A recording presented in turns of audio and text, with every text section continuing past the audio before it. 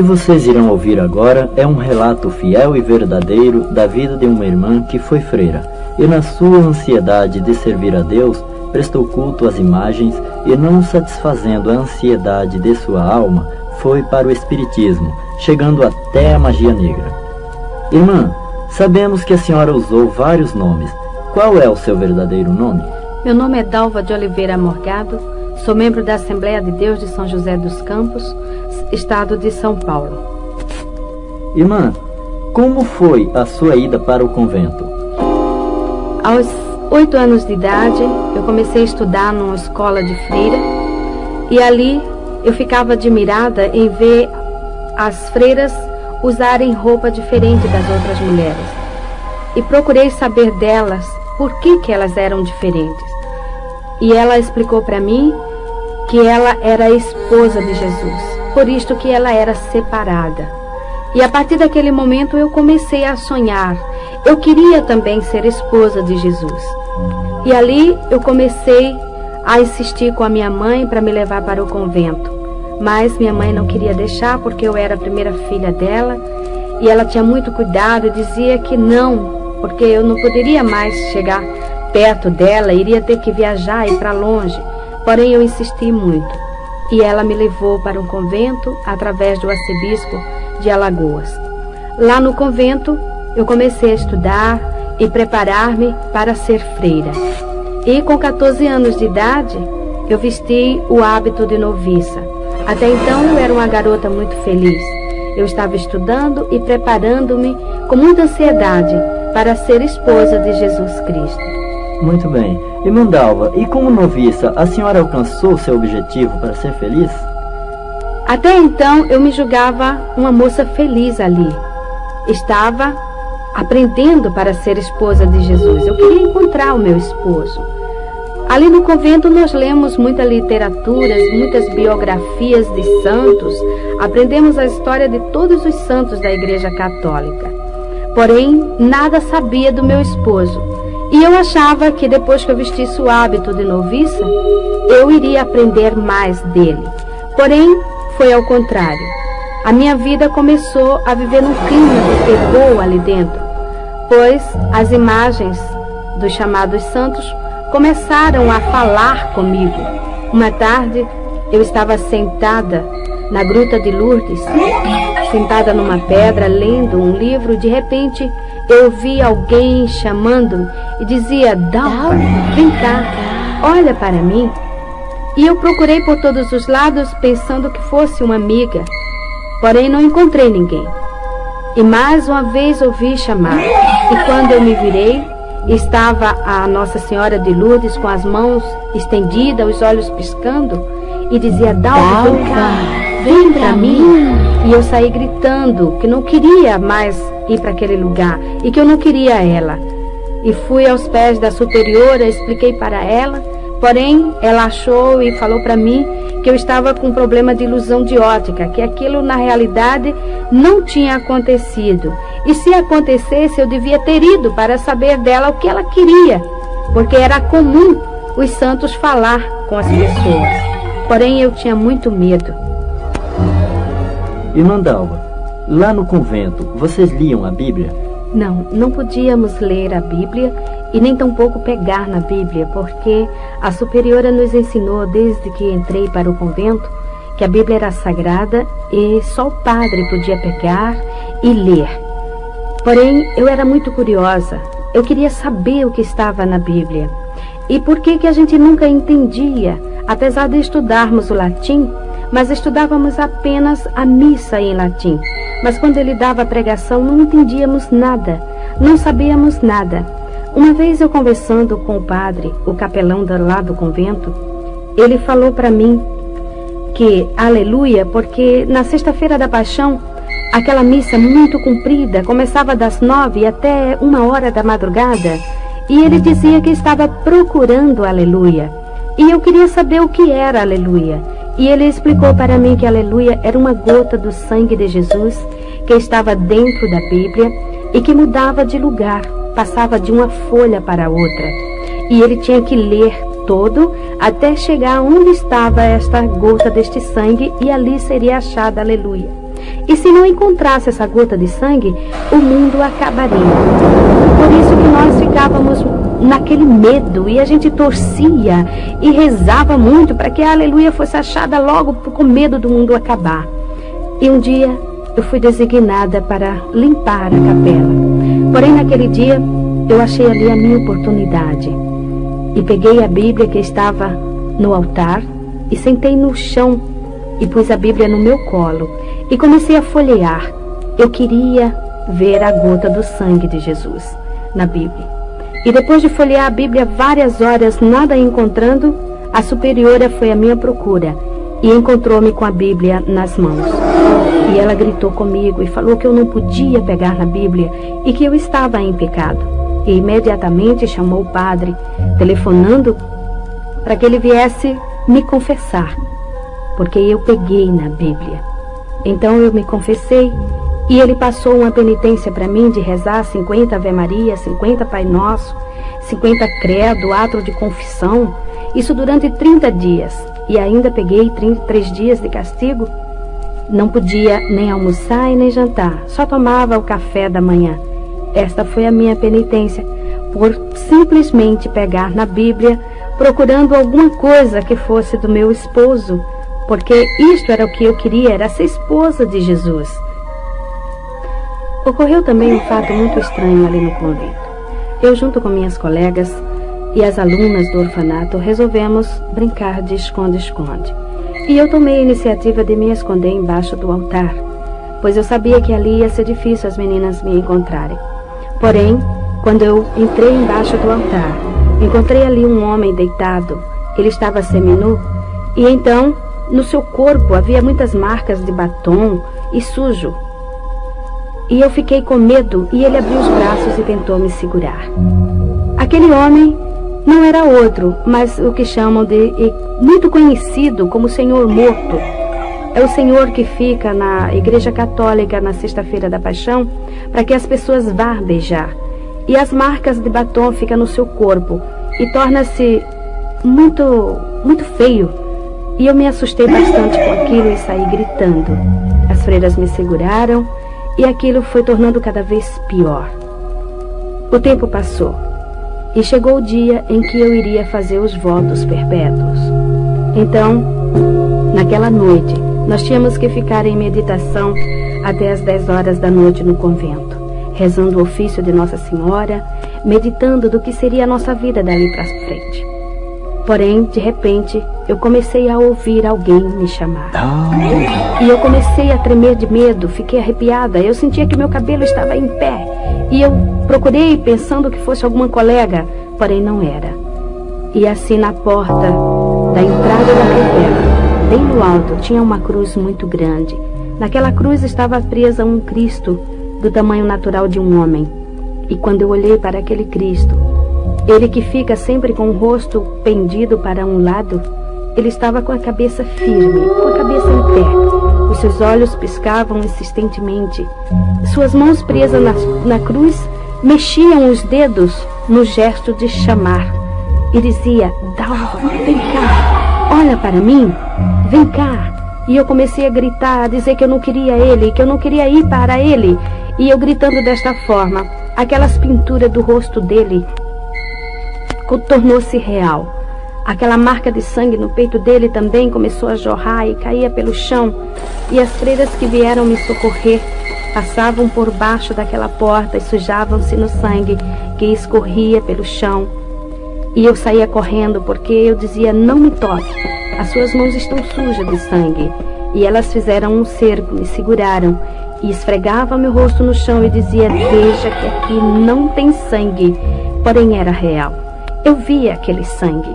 Eu passei uma noite muito apavorada e eu chorava muito. De manhã, a superiora chegou para mim e falou: Dalva, você não pode fazer os votos e você não vai vestir o hábito de freira. Você vai para sua casa, vai passar 1 ano fora.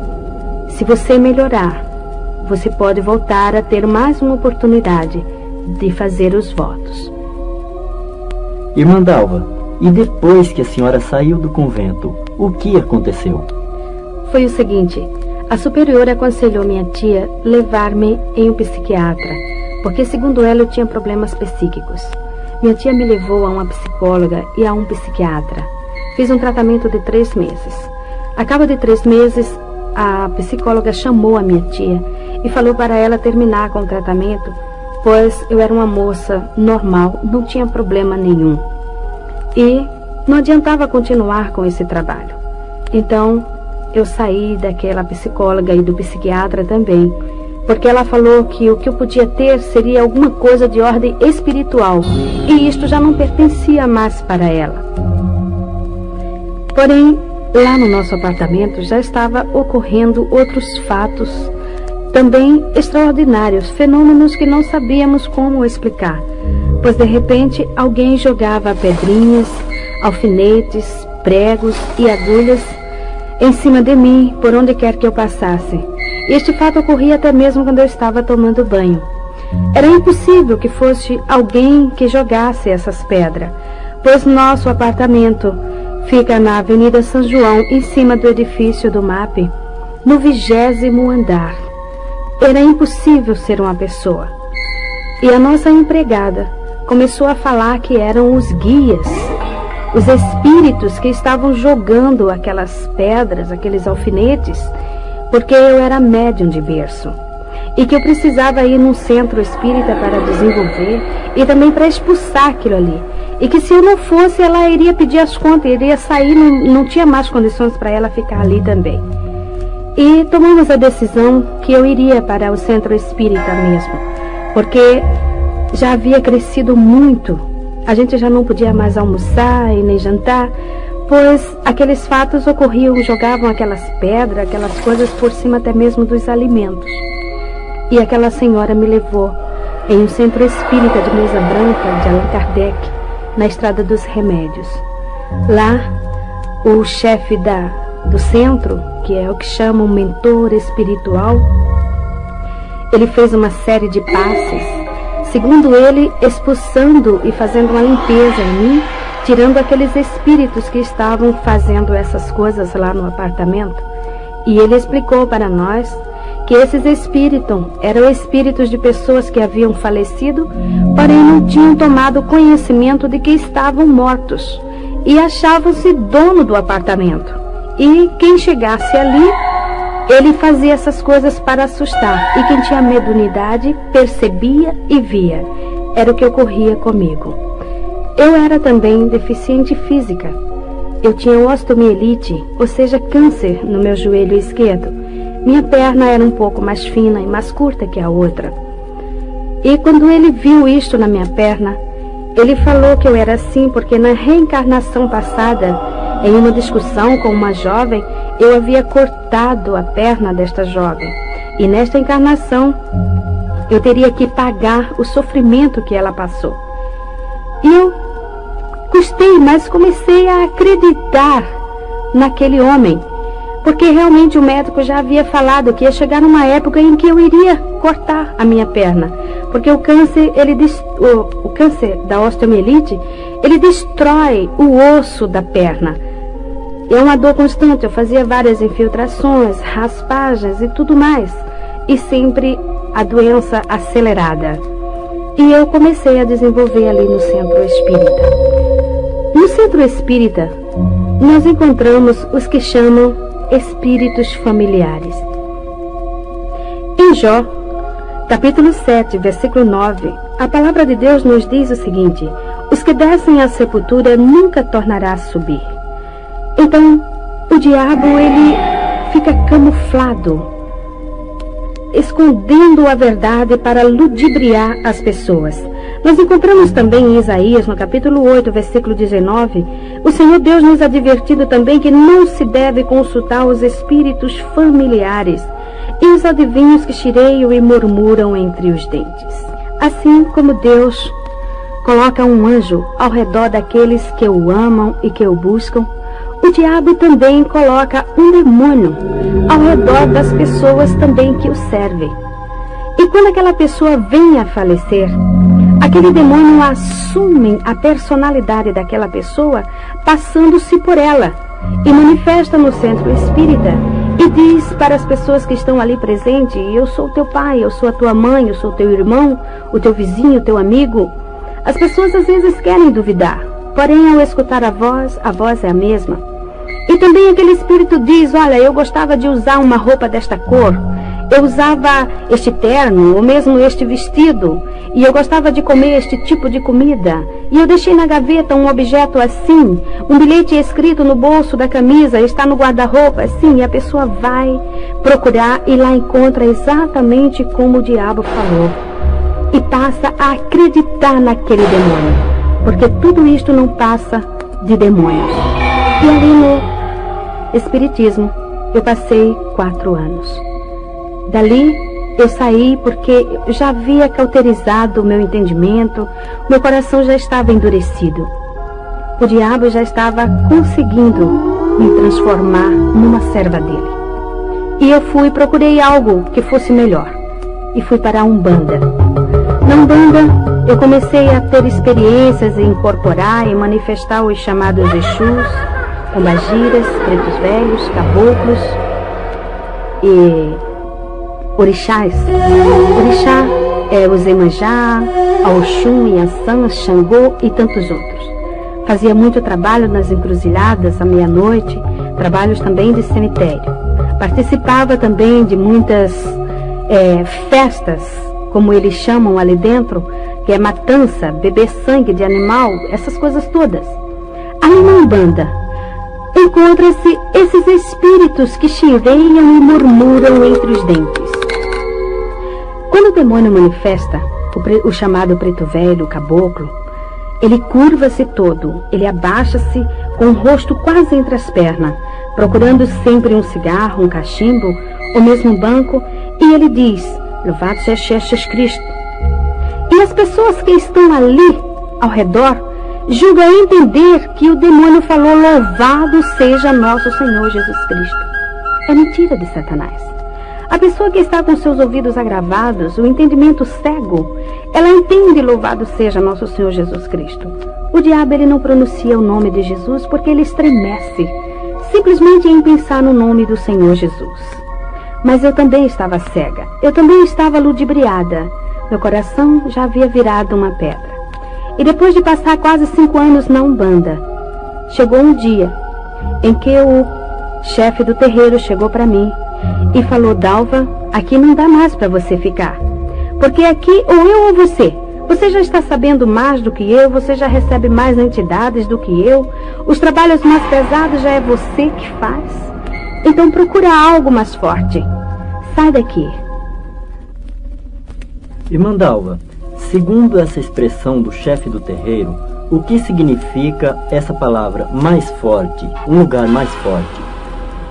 É o seguinte, a Umbanda tem uma grande diferença do Candomblé. Na Umbanda eles julgam-se, os ubandistas julgam-se que eles fazem somente o bem, eles não fazem o mal, eles só procuram ajudar. E não tem essas matanças, não raspa a cabeça, não faz essas coisas.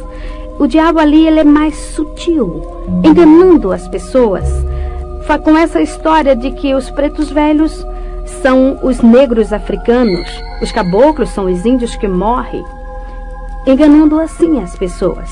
Lembro-me bem quando eu estava na Umbanda uma vez, o preto velho manifestou e falou: quando o meu senhor batia em mim, ele me colocava em cima de uma pedra de gelo, até aquele gelo derreter. Eu estava ali sentado naquela pedra e ficava todo congelado. Hoje eu sei que o diabo estava mentindo, porque naquela época não havia geladeira. O homem ainda não havia inventado geladeira. Como aquele homem podia estar em cima de uma pedra de gelo? Mas, quando estamos ali, somos cegos, não observamos essas coisas, totalmente cegos. Então, eu fui para o Candomblé. O Candomblé é mais forte do que a Umbanda, porque lá eles têm os chamados segredos de camarinha, os fundamentos, como eles chamam, é uma religião. Agora ela é religião. Ele veio da África para o Brasil e assumiu esta um poder muito grande aqui no Brasil, onde existem muitos adeptos, inclusive muitas autoridades, muitas pessoas aí de grande cultura, pertencendo ao candomblé, achando que está fazendo uma grande coisa. A diferença é essa, que o candomblé ele é mais forte, o diabo ali ele já está mais assim, vamos dizer, aberto, ele já se mostra mais com maior poder, ele mostra a força que ele tem e o domínio que ele assume nas pessoas. Então ali no candomblé, eu entrei de roncó para fazer cabeça. Irmã Dalva, uma pergunta, o que significa essa palavra roncó? Roncó é um quarto pequeno, sem janelas. Ele só tem uma porta de entrada. A pessoa fica ali recolhida durante 30 dias, quase nua. Usa apenas uma saia amarrada no alto dos seios, deitada em uma esteira que eles chamam na linguagem africana de sissa. E ali eles passam 30 dias tomando banho de abor. Abor é um banho de águas misturadas com ervas e sangue de animal. Esta água ela fica em um vaso grande, enterrado durante 30 dias, ali curtindo. Ali cria bichos, muitas larvas. E é com esta água que a pessoa que está recolhida toma banho 30 dias. Às vezes, quando despeja água no corpo, aquela água fedida, escorre até os bichinhos pelo corpo. E a pessoa também fica manifestada com um demônio que chama-se Erê. Erê é um espírito de criança, que se passa por criança, manifesta na pessoa. A pessoa fica ali, porque segundo os orixás, a criança tem mais facilidade para aprender. A pessoa entra de roncó para aprender a dançar, a cantar e a falar o dialeto africano. O candomblé que eu entrei era da nação de Angola, mas ali dentro a gente aprende o jexá, o queto e a Angola. Ali fiquei 30 dias, eles rasparam a minha cabeça totalmente. Fiquei 30 dias manifestada com este demônio. E o que ocorre, às vezes, quando toma aquele banho que os bichinhos ficam andando no corpo, o Erê, o demônio que está na pessoa, pega aqueles bichinhos e vai comendo. Com isso, nós vemos que o diabo é sujo. E tudo quanto está ao seu redor, e ele procura também levar a pessoa no mais baixo grau, levando a comer sujeira, a comer larvas. A pessoa fica ali dentro, a comida que vem são comidas que vêm sempre misturadas com sangue. São comidas, a gente não come o arroz, o feijão natural, é sempre aquelas folhas maceradas, é sempre coisas totalmente diferentes de um alimento normal de um ser humano.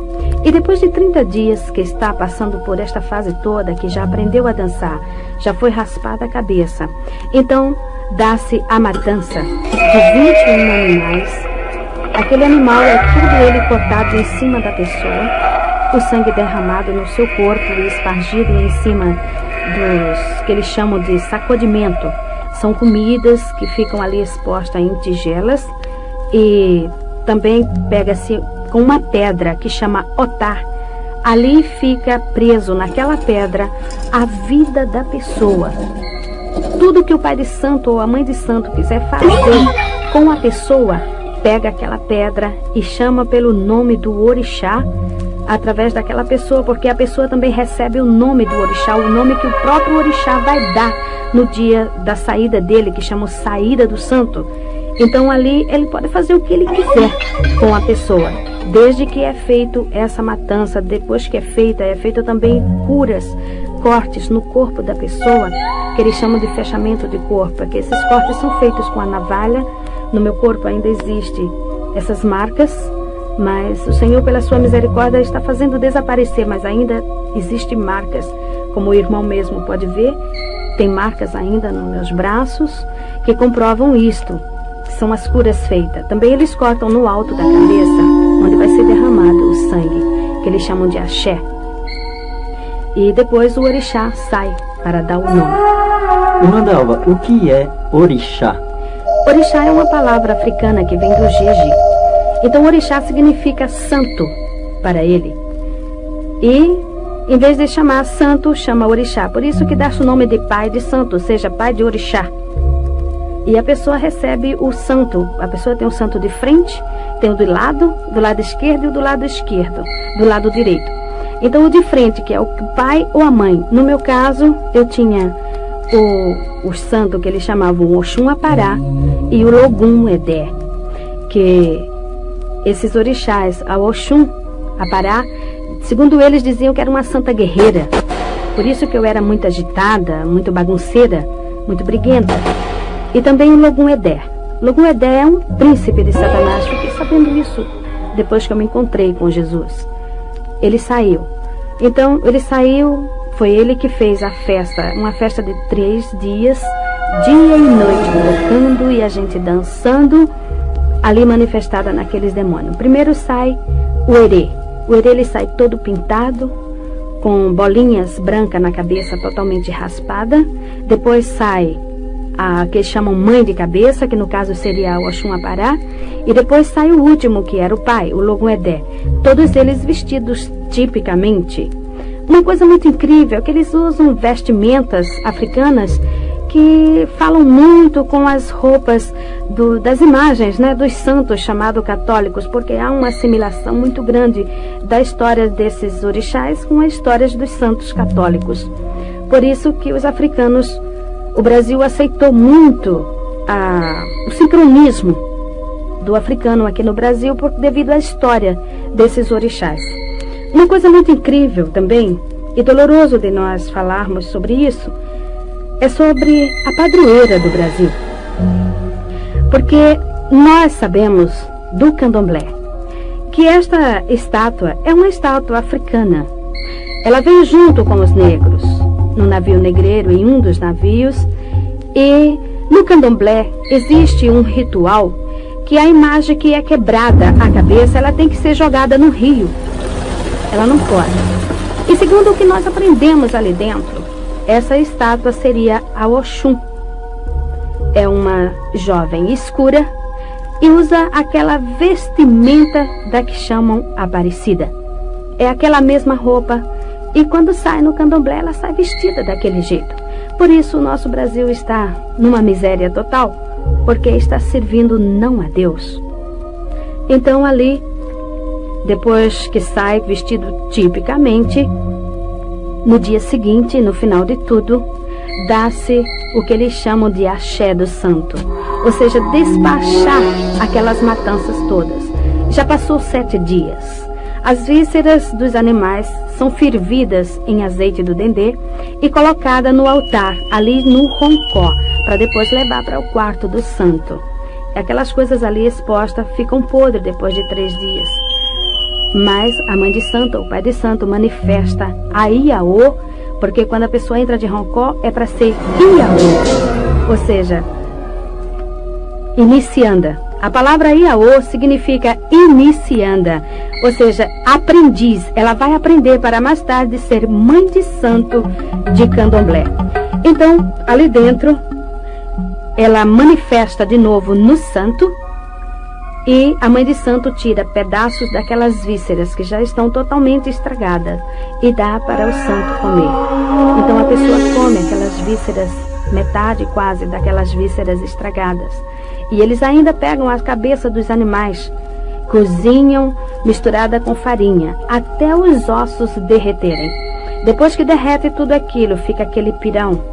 Então ali o Herê manifesta e senta ao redor daquela panela e come tudo aquilo, deixando apenas os ossos, que vai ficar junto com aquela pedrinha chamada Otá. Porque ali está o que eles chamam de fundamentos. É o fundamento da Iaô. Se o pai de santo quiser matar a Iaô, ele vai fazer bruxaria, ele vai fazer a feitiçaria, ou seja, a macumba, com aquela pedra e com aqueles ossos. Depois de 30 dias, eu me vi numa tarde, deitada em uma esteira assim na calçada, e alguém chamava por Dalva. E eu demorei bastante para descobrir que a Dalva era eu. E quando eu respondi, eu levei uma varada nas minhas costas, que ardeu e doeu bastante. E alguém me chamou mais uma vez, Dalva. E quando eu respondi, senhora, levei outra varada, e assim foram a 3ª e a 4ª e a 5ª vez. E eu me levantei e perguntei por que a senhora me bate. O meu nome é Dalva. Ela falou, não, você não é mais a Dalva. A partir de hoje a Dalva morreu, ela não existe mais. O seu nome agora é Itameuá. Este é o seu nome, ou seja, é a sua Digina. Digina, na linguagem Jexá, significa nome. E ela falou também para mim que eu não podia responder a ninguém por Dalva. Se alguém chamasse Dalva, eu não respondesse, porque se respondesse, o santo ia virar aonde eu estivesse. E para mim era difícil me lembrar, muitas das vezes, daquele nome. E quando alguém chamava por Dalva, alguém que não sabia que eu tinha recebido este nome de Itameuá, me chamava por Dalva, eu costumava responder. O santo realmente manifestava e me levava, às vezes, distâncias muito prolongadas até a mãe de santo, onde ela estava, e lá ele batia com a palmatória na minha mão até inchar, para que eu me lembrasse que o meu nome era Itameuá. Uma vez eu estava em um restaurante de luxo em Recife, num hotel 5 estrelas, pois naquela época eu era muito rica. Eu era uma das maiores fazendeiras do estado de Alagoas. Nós tínhamos uma grande pocilga, ou seja, uma criação de porcos muito grande, no município de Alagoas chamado Arapiraca. E ali, eu naquele hotel, nós estávamos jantando. Era uma tarde e nós havíamos participado de uma exposição de animais. Os nossos animais tinham sido premiados com medalhas de ouro e nós estávamos ali comemorando. Então, de repente, alguém chamou Dalva para que eu olhasse que iria bater uma fotografia. E quando eu me virei respondendo, o Herê manifestou em mim e começou a virar as mesas, começou a jogar macarrão, carne, doce em cima das pessoas, e no outro dia estava o meu nome estampado nas colunas sociais como a maior fazendeira fez escândalo no hotel de luxo. O diabo, ele não estava tão somente satisfeito em me aprisionar. Eu já não tinha mais coração. Era uma pedra, eu não tinha sentimentos. Fazia anos que eu não sabia o que era derramar uma lágrima. Para que os irmãos tenham uma ideia, em uma discussão com meu esposo, lá na fazenda, eu estava nessa época tirando uma Iaô de Roncó. Então, E essa Iaô, o santo dela era Obaluaê. E segundo o que nós aprendíamos, e havia aprendido, Obaluaê era o dono dos porcos. E nessa briga que eu tive com meu marido, porque eu tinha separado para mim alguns porcos para matança de animais lá do candomblé e para vender também. Era a minha parte, era a minha cota. Eu não queria que ele pegasse ali. Então, nessa discussão, porque ele havia pego os animais e vendido sem me consultar. E eu falei com bastante ira. Eu disse, agora eu estou indo para o candomblé. Eu vou tirar uma Iaô de Obaluaê. E se realmente Obaluaê é o dono dos porcos, eu quero que ele tome conta desses porcos todos, de tudo quanto aqui tenha, e me dê conta. Eu quero que ele preste conta para mim de tudo. Eu falei isso e entrei no carro e fui para o candomblé. Uma semana depois, era de madrugada quando o nosso vigia bateu na minha porta e falou, Dona Dalva, tem 10 animais mortos. E ali era apenas o início. Rapidamente, em 21 dias, morreram todos os animais. Realmente, o diabo havia prestado conta do que eu havia falado. Realmente, ele mostrou que ele era o dono dos porcos. Só que eu fiquei na miséria. Tinha uma dívida grande no banco para pagar e não sabia como. E outra pessoa resgatou a fazenda. E tivemos que largar tudo e sair sem nada. O diabo, ele não tem amor a ninguém. Nem mesmo aqueles seus adeptos, nem mesmo aqueles que estão servindo a ele. Pois eu era uma serva de Satanás naquela época. Eu servia mesmo, eu fazia tudo quanto ele queria. Eu só comia o que o diabo determinava. Eu só vestia o que ele determinava. Cada dia da semana eu tinha que vestir uma roupa diferente na cor que ele escolhia. Eu não podia comer determinadas comidas. E se eu comesse, eu caía de cama doente. Eu ficava enferma. Ele batia em mim. E eu vivia uma vida totalmente oprimida. E durante este tempo, eu fiquei 7 anos aprendendo ali com a mãe de santo para ser mãe de santo de candomblé. Depois desses anos, eu fui mais uma vez recolhida de Roncó, dessa feita para ser mãe de santo de Candomblé, aprender as cantorias do africano, as danças e os segredos de Camarinhas. Irmã Dalva, o que vem a ser segredos de Camarinha? Segredos de Camarinhas são o que eles chamam de fundamentos, ou seja, as palavras, as rezas que eles falam quando estão raspando a cabeça das pessoas, quando eles estão cortando os animais, os pedidos que eles fazem, aprender a jogar búzios, a ler a mão, a ler cartas e outras coisas. Também como fazer feitiços, como fazer bruxarias, cada tipo de bruxaria diferente, as rezas, essas coisas todas. Estes são os segredos de Camarinha. Como mãe de santo, eu abri terreiro em Arapiraca, no estado de Alagoas, foi o primeiro. O segundo foi em São Paulo, no Jardim São Paulo, lá em Guaianazes. O terceiro foi no Rio de Janeiro e outro em Londrina, no Paraná. Como mãe de santo, eu já estava totalmente dominada pelo Satanás. Meu coração era uma pedra, não tinha sentimentos, não tinha também paz e nem alegria. Era uma criatura muito vazia, porém não mostrava para ninguém. Eu mostrava uma satisfação que na realidade eu não tinha. Muitas das vezes no meu quarto, sozinha, eu chorava, porque havia dentro de mim um grande vazio. Alguma coisa não estava se dando bem comigo, porque faltava algo dentro de mim. E eu cada vez mais me aprofundava ali dentro. Vivia constantemente raspando cabeça de outras pessoas, ou seja, recolhendo iaô de Roncó e fazendo macumbas. Era convidada para ir em outros estados fazer bruxarias e feitiçarias. E não estando satisfeita, eu saí dali do candomblé e achei por bem entrar na magia negra. A continuação deste testemunho está no LP volume 2, com a irmã Dalva relatando como foi a sua entrada para a magia negra e o seu encontro com Jesus.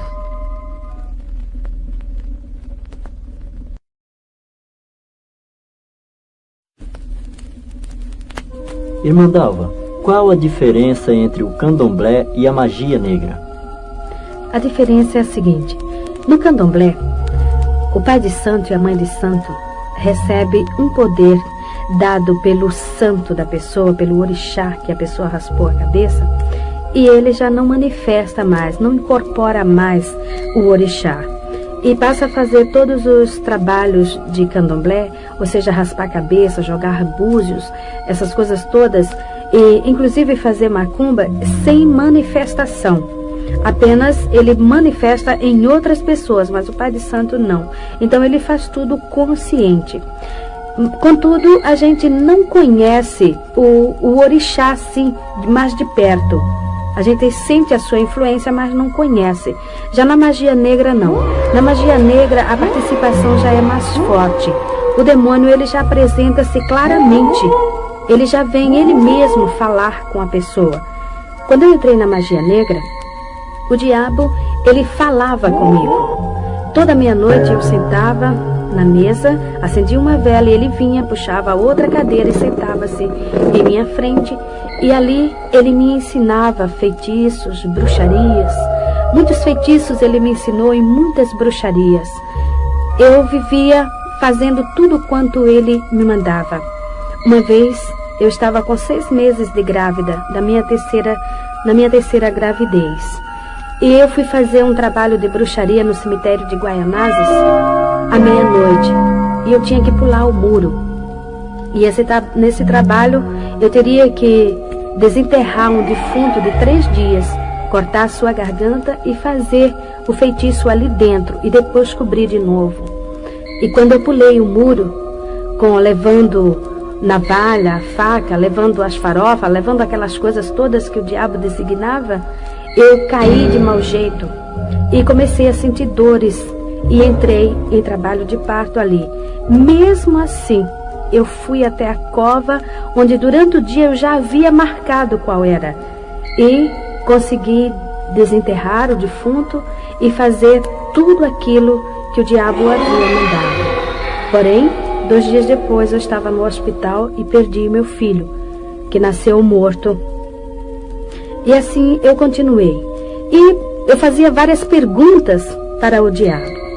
Ele apresentava-se para mim. Muita gente pensa o seguinte, que o diabo é feio, é preto, é torto, é aleijado, tem rabo, tem chifre. Porém, ele não é assim. Ele é um homem e, por sinal, ele é muito bonito. Por isso que ele engana as pessoas. Porque as pessoas julgam que o diabo é feio e, no entanto, ele apresenta-se muito belo, muito bonito e muito inteligente, por sinal. Ele fala também um português muito correto, uma linguagem perfeita. Ele falou também como ele agia nos bailes, nas discotecas. E uma vez eu pude observar também. Ele fica nas costas das pessoas, dançando junto com as pessoas. E depois ele começa a soprar no ouvido das pessoas, mandando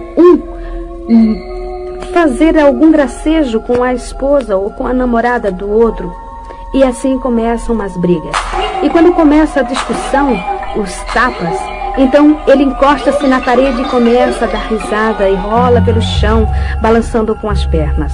E as pessoas que não sabem correm atrás dessas coisas, não sabendo que é o diabo que está induzindo para elas.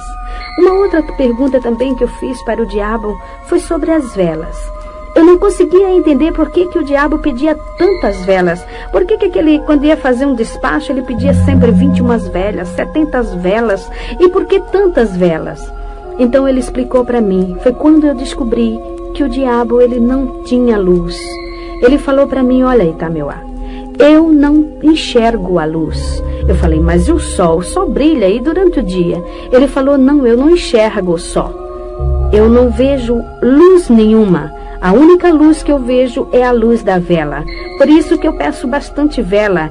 E os meus companheiros também pedem, porque aonde tem uma vela acesa, eu e os meus colegas vamos juntos. Porém, eu quero deixar aqui um lembrete seguinte. Não é aquela vela que o servo de Deus acende na sua casa quando falta luz. São velas oferecidas e sacrificadas aos demônios. Essas velas que se acendem às segundas-feiras para as santas almas benditas, para as almas das pessoas que morrem. Muitos costumam até acender atrás da porta. Não faça isso. Você está atraindo legiões de demônios para a sua casa. Com isso, a sua vida é um inferno. Nada dá certo. É uma opressão que o diabo dá para as pessoas, porque eles ficam alojados, esperando que você acenda mais vela. Por isso que a palavra de Deus diz que todo aquele que está em pecado é trevas. E a trevas não se mistura com a luz. Por isso que o diabo é treva. Você precisa também buscar a luz, porque Jesus falou, vós sois a luz do mundo. Quem tem a luz não anda em trevas, porque o que anda nas trevas é o diabo. E esse nós temos que tirar da nossa vida. Então também eu fiz uma outra pergunta para o diabo. Eu queria saber por que aquelas imagens de esculturas, os chamados santos lá do convento, viviam falando comigo, me chamando e tentavam muitas das vezes até segurar-me. E ele começou a dar risada e olhando para mim ele falou, ora Itameuá, era eu. Eu falei, mas como você? Ele disse, é muito simples. Cada imagem, ela tem um espaço vazio dentro de si. É o espaço exato que me cabe. Eu fico dentro da imagem ou atrás, para ouvir o que as pessoas estão pedindo, para poder fazer. E assim com isso, elas estão me seguindo. Com isso, elas estão fazendo o que eu quero. Irmã Dalva, e do catolicismo até a magia negra, a senhora conseguiu saciar o anseio da sua alma? Não. A minha vida era uma busca constante. Fui para todos esses lugares, procurando encontrar-me, procurando preencher este anseio da minha alma, porque eu sentia dentro de mim um vazio muito grande. Eu não tinha paz. No dia que eu não tinha com quem brigar, eu brigava comigo mesmo. Muitas das vezes eu entrava no meu quarto tão irada e eu puxava os meus cabelos até sentir que o couro da minha cabeça soltava-se de tanta raiva que eu sentia de mim mesmo. Eu não tinha paz, eu não tinha sossego. faltava alguma coisa, e por isso eu me aprofundava mais e mais e mais ali dentro, porque eu aprendi e sempre falavam para mim que todos os caminhos levavam a Deus, e eu queria saber qual era o caminho que eu estava levando. Mas esse caminho eu não encontrei. A minha outra parte eu não encontrava de jeito algum. Irmã Dalva, como foi que a senhora chegou a conhecer o Senhor Jesus? Bem, 3 anos antes que eu me encontrasse com Jesus, eu estava numa madrugada fria, nevoenta, acendendo uma vela para um demônio chamado Tempo Zará, bem no portão do candomblé. E quando passou um senhor, um homem alto, escuro, e ele foi até a esquina. Quando ele chegou na esquina, ele voltou e parou bem no meu portão. Eu me levantei e antes que eu falasse com ele qualquer palavra, ele estirou a mão para mim e com o dedo em riste ele falou para mim: a mão de Deus está na tua cabeça. Eu levei um susto, porém me refiz rapidamente e eu comecei a dar risada. Eu falei: como, moço? O senhor falar que a mão de Deus está na minha cabeça? Moço, Deus não olha para mim, Deus não lembra de mim, Ele não sabe nem que eu existo. O senhor sabe ler por acaso? Então leia esta placa. O senhor sabe o que está escrito aqui? Está escrito Abassá de Ilê de Oxum. Isso aqui é um candomblé, meu senhor. Eu sou feiticeira, eu sou bruxa, Deus não olha para mim.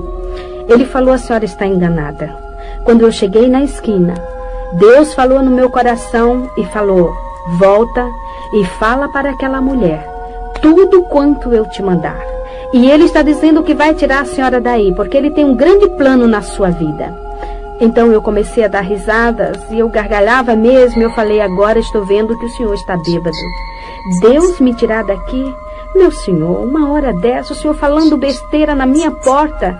Como que Deus vai me tirar daqui, meu senhor? Deus não vai me tirar daqui nunca. Ele disse: quando isto acontecer, você vai se lembrar das minhas palavras. E baixou a cabeça e foi embora. Nunca mais eu encontrei com aquele homem. Porém sei que aquele homem era um servo de Deus. E o recado dele eu esqueci no meu coração. Passou o tempo. Eu fui morar no Rio de Janeiro, em Nova Iguaçu. Ali abri candomblé. E depois de 3 anos eu tive uma 4ª gravidez. Depois de fazer bruxarias, com as noites que eu não dormia direito, a minha gravidez era doentia, problemática. Eu ia fazer a 4ª cesárea. Minha filha nasceu antes de completar o 7º mês. Era pequenininha.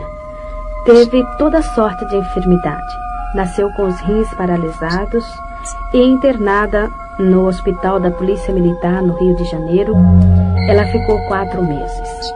Depois, o médico pediatra me chamou e falou para mim parar com todas as minhas atividades e cuidar somente da minha filha, porque ela requeria um cuidado todo especial, e esse cuidado só a mãe poderia dar. E eu levei minha filha e aquele médico me fez assinar um termo de responsabilidade. Ele falou para mim: dona Dalva, eu estou entregando a senhora a uma criança viva. Esta criança ela pesa apenas 800 gramas, mas está viva. E eu quero que a Alice cresça. Toda semana a senhora vai me trazê-la aqui. Pare tudo e cuide só da sua filha. Quando cheguei em casa, eu falei: vou fechar o candomblé por 1 ano para cuidar da minha filha. E assim fiz. Fui até Tinguá, no Rio de Janeiro. Era lá que eu tinha o terreiro. E fechei o candomblé, mandei que os filhos de santo e as pessoas fossem para um outro lugar, me aguardando até o fim do ano.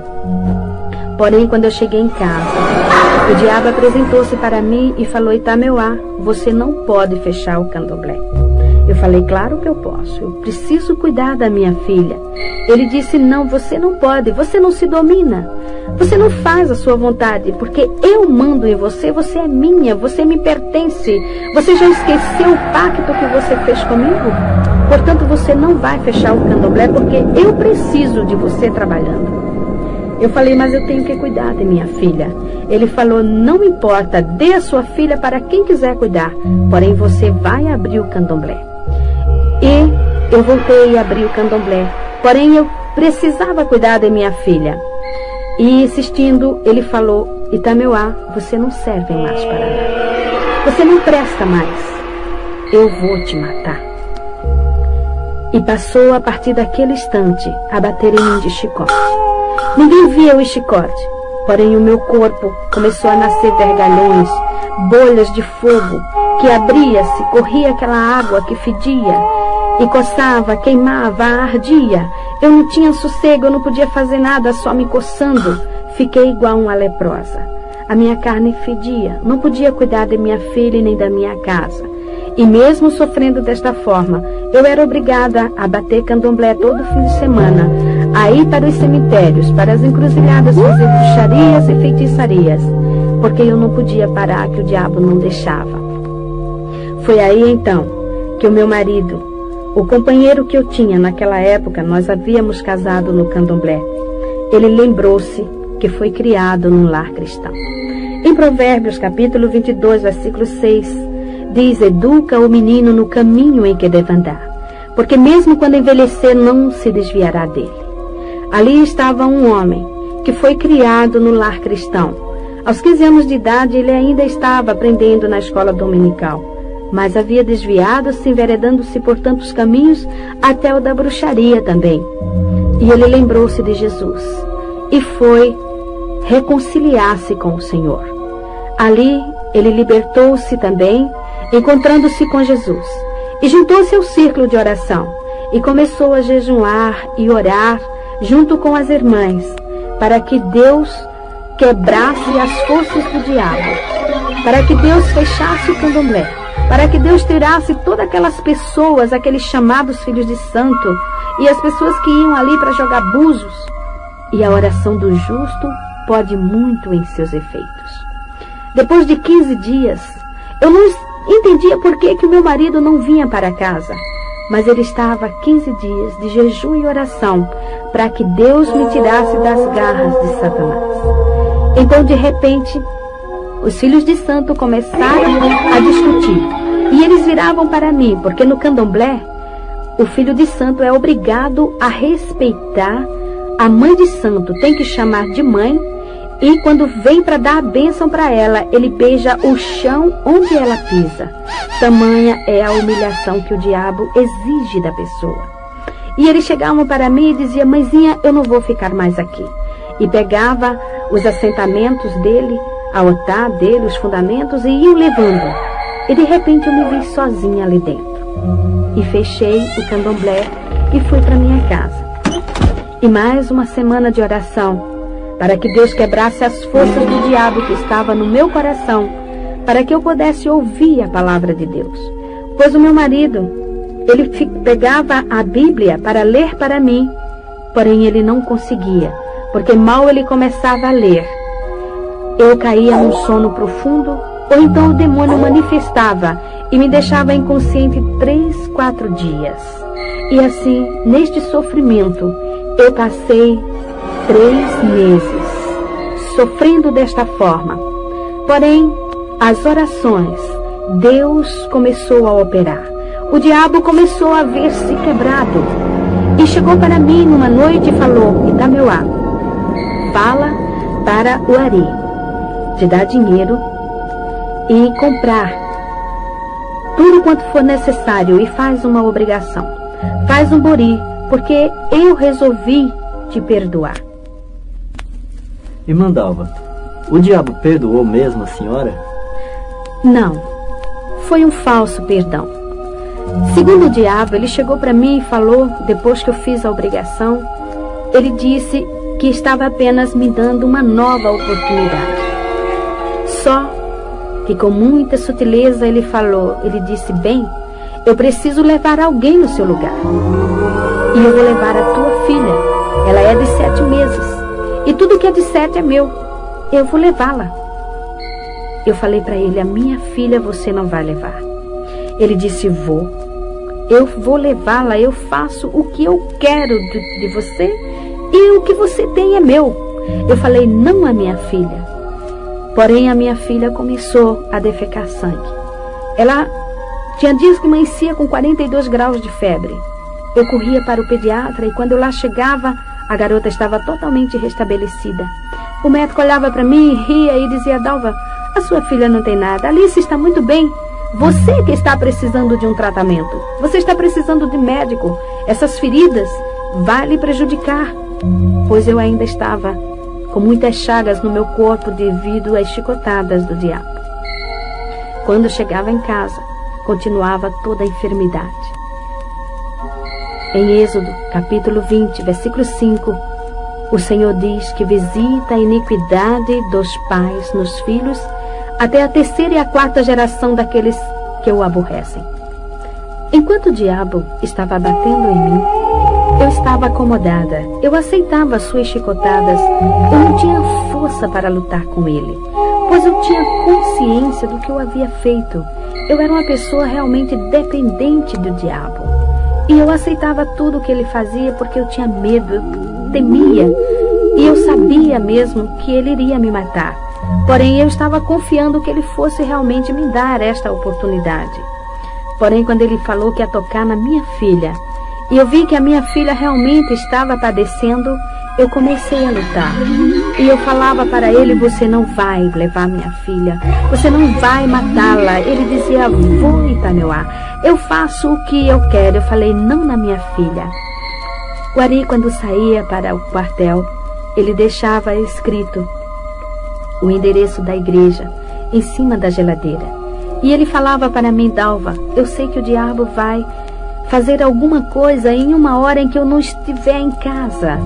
E você vá para a igreja, porque só Jesus é quem vai salvar você e a nossa filha. E eu não dava muita importância. Porém, eu já ouvia a palavra de Deus. Ele já lia para mim em Apocalipse, capítulo 22, versículo 15. A palavra de Deus falando ali: ficarão de fora os feiticeiros, os cães, os mentirosos, os que se prostituem e falam mentira. E muitas das vezes esse versículo martelava a minha cabeça e eu dizia: eu sou feiticeira. Eu sou mentirosa também, porque eu induzo as pessoas a praticarem também o mal. A pessoa chega aqui e paga para fazer o mal para outro, eu faço. Eu sou bruxa. Mas eu não entendia, ficava de fora de onde? Eu perguntei para ele: de fora de onde? E ele falou: Dalva, fica de fora do reino dos céus, porque Jesus vai voltar. E se você não estiver com Jesus, você vai para o inferno. Foi aí então que ele me contou algo que havia acontecido há muitos anos. Há anos passados, quando eu estava no candomblé. Em uma noite, eu estava manifestada com a pombagira e ela tomava champanhe e cerveja junto com ele. Então ela virou-se para ele e falou: Ari, você sabe quem eu sou? Ele falou: eu sei. Você é um anjo caído. Você é um demônio. Você pode enganar todo mundo, mas a mim você não engana. Ela falou: é verdade. Porém, a Itanoá, ela não sabe que eu sou. E eu proíbo você de falar para ela isto. Outra coisa, vamos aproveitar. Vamos fazer tudo que vier à nossa cabeça. Vamos fazer bastante coisas no mundo, porque o homem lá de cima já está voltando. E você e ela vai dançar comigo no fogo do inferno. Quando ele falou isso para mim, eu falei: então o inferno existe de verdade? Eu achava que o inferno fosse aqui, fosse aquela vida que eu levava, mas existia um inferno maior. E como era a pombagira que havia falado, eu passei a dar mais crença. Quando a minha mãe, que era uma serva de Deus, falava para mim: Dalva, Jesus vai voltar, isso é diabo. Eu dava risada na cara dela, começava a dizer: aqui, Jesus vai voltar. Só se ele for trouxa, minha mãe. Jesus veio aqui, puseram ele numa cruz, se ele voltar agora, vão pôr ele no paredão e vão metralhar ele. E a senhora vem com essa de Jesus voltar? Isso é conto de fada. Eu achava que era história. Porém, ali estava um demônio chamado pombagira, afirmando que o homem, o filho do homem, estava voltando e eu iria ficar de fora. E foi assim que naquela noite eu estava com a minha filha sentada no tapete, encostada às minhas pernas. Eu estava ouvindo um disco que, por sinal, de macumba, quando de repente a minha filha deu um grito e caiu de costas. E quando eu olhei para minha filha, ali o Senhor Deus abriu meus olhos. E eu vi aquele demônio que eu achava tão lindo, tão belo, que eu amava, que eu adorava. Ele estava agarrado ao pescoço da minha filha e as unhas dele eram tão grandes, entravam no pescoço da minha filha, como sugando a vidinha dela. Ela apenas estremecia sem poder respirar ou gritar. E eu peguei minha filha no colo e eu falei para ele: agora eu sei que você é diabo. Ele começou a dar risada. Eu falei: só que você não vai matar a minha filha, porque eu vou levá-la para a igreja. Ele disse: se você for, eu vou matar você na porta da igreja. Eu falei: a mim você mata, mas a minha filha você não vai matar. E saí correndo, peguei o endereço lá em cima da geladeira, pus a minha filha no colo. Havia em casa minha irmã, uma jovem de 15 anos, paralítica, pois ela não tinha os ossos dos pés. Porque um dia, em São Paulo, eu comprei um carro na sexta-feira. E no domingo, um outro carro veio na contramão, batendo de frente. O meu carro ficou totalmente amassado. E as pernas da minha irmã ficou presa nas ferragens, esmagando os ossos dos seus pés. Eu também quase fiquei paralítica, pois tive que segurar o volante do carro com o meu braço direito para que não entrasse no meu tórax. Porém, saí do carro, a minha mãe afundou o crânio, pois bateu fortemente.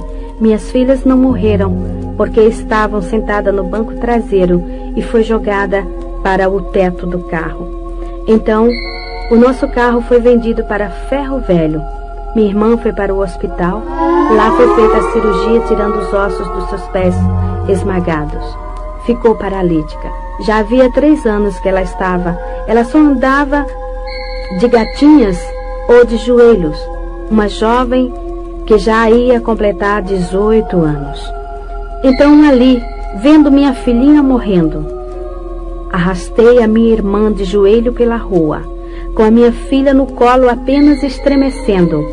O diabo manifestou em um rapazinho que morava lá conosco e ajudava nos trabalhos de macumba e começou a me xingar. Saiu pelo meio da rua me xingando de tudo quanto era palavrão, falando horrores e dizendo que assim que eu chegasse na igreja, ele iria me matar. Porém, eu não dava ouvidos. Apenas eu olhava para minha filha e cada vez que ela estremecia, eu não me atrevia a pronunciar o nome de Jesus. Eu sabia que eu era indigna de pronunciar o nome de Jesus, mas eu olhava para ela e eu dizia: Jesus dos crentes, não deixa minha filha morrer. E desta forma cheguei na igreja.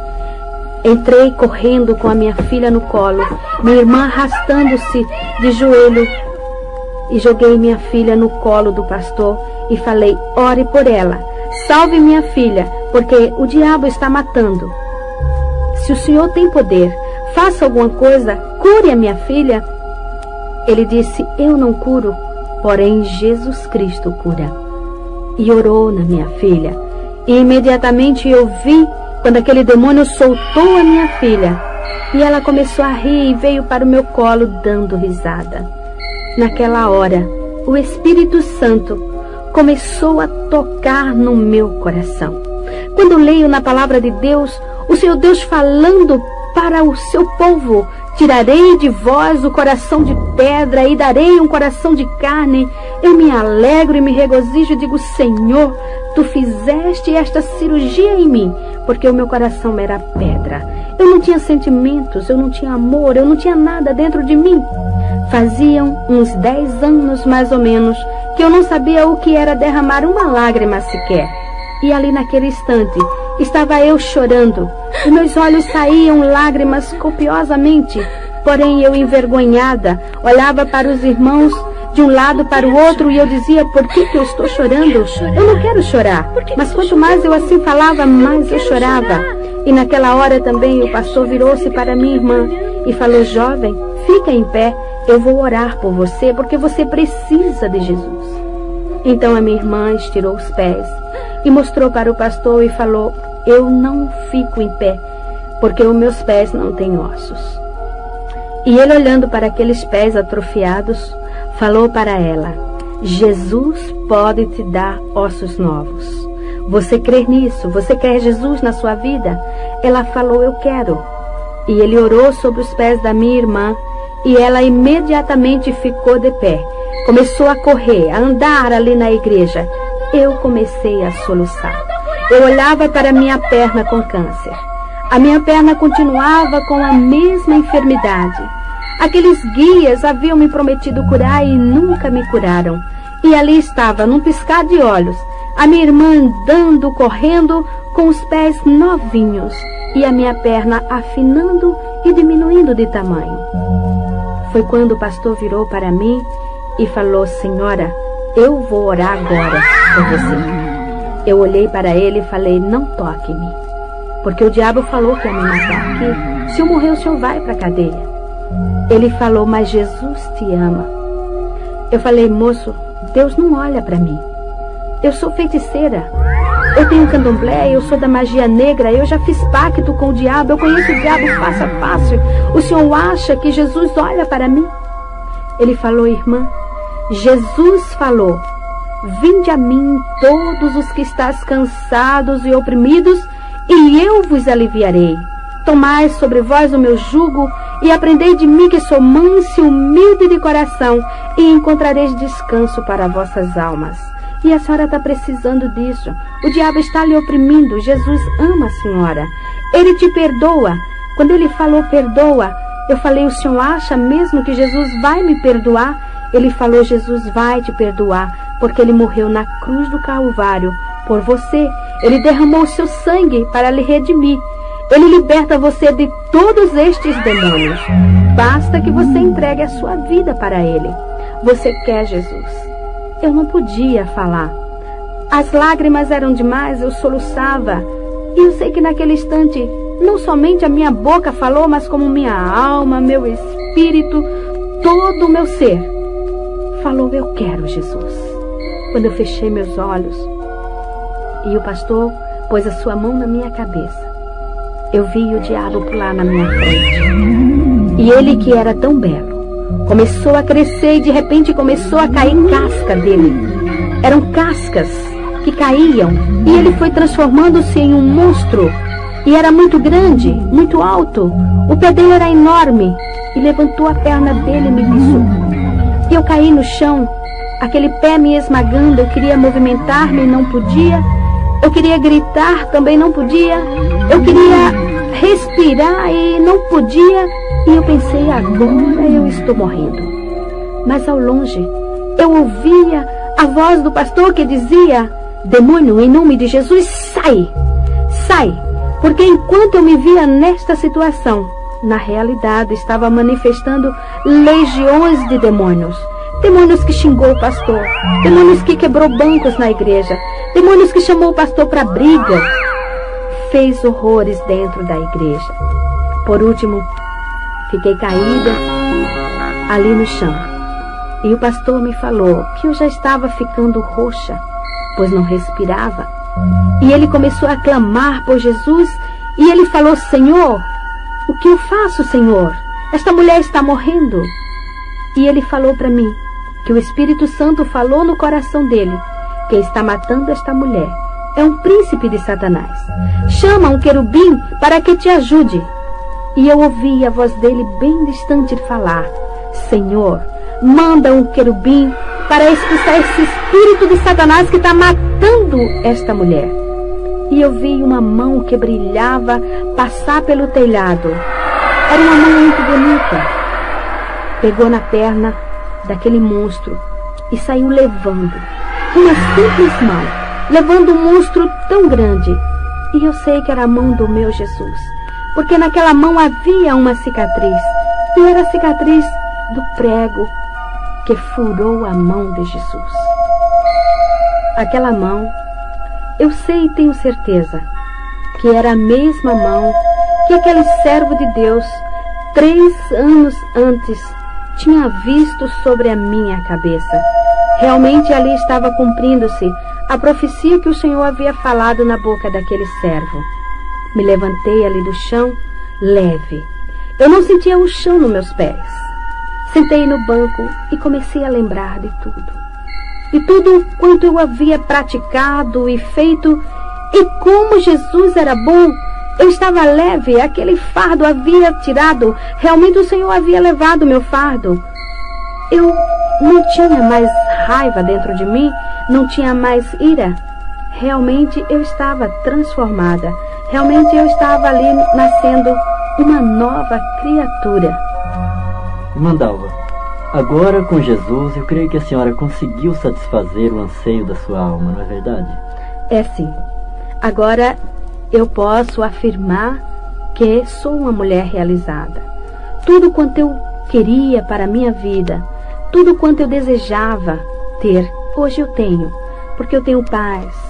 Hoje eu deito no meu travesseiro e durmo o sono dos justos, porque eu sei que Jesus está cuidando de mim. Eu sei que o seu Espírito está dentro do meu ser, porque Jesus falou, vós sois o templo do Espírito Santo. E Ele tem me guiado, Ele tem me ensinado, Ele tem me orientado e tem me separado para esta obra. Então eu sou feliz. Também 3 anos depois, Jesus me curou do câncer na perna. Me deu uma perna nova, minha perna hoje é igual à outra. E esses anos tenho trabalhado para o Senhor. Sou feliz, porque eu já fui uma mulher milionária financeiramente, mas hoje eu sou muito mais espiritualmente. E tudo isso eu devo a Jesus Cristo. E para terminar, quero deixar em louvor ao nome do Senhor estes versículos. Amo ao Senhor, porque Ele ouviu a minha voz e a minha súplica, porque inclinou para mim os seus ouvidos, portanto invocá-lo-ei enquanto viver. Cordéis da morte me cercaram, e a angústia do inferno se apoderaram de mim. Encontrei aperto e tristezas. Então invoquei o nome do Senhor. Ó Senhor, livra a minha alma. Misericordioso e justo é o nosso Deus. Estava abatida, mas Ele me livrou. Porque tu, Senhor, livraste a minha alma da morte, os meus olhos das lágrimas e os meus pés da queda. Ó Senhor, deveras sou tua serva. Soltaste as minhas ataduras. Oferecer-te-ei sacrifícios de louvor e invocarei o nome do Senhor na presença de todos os povos. Amém, amém.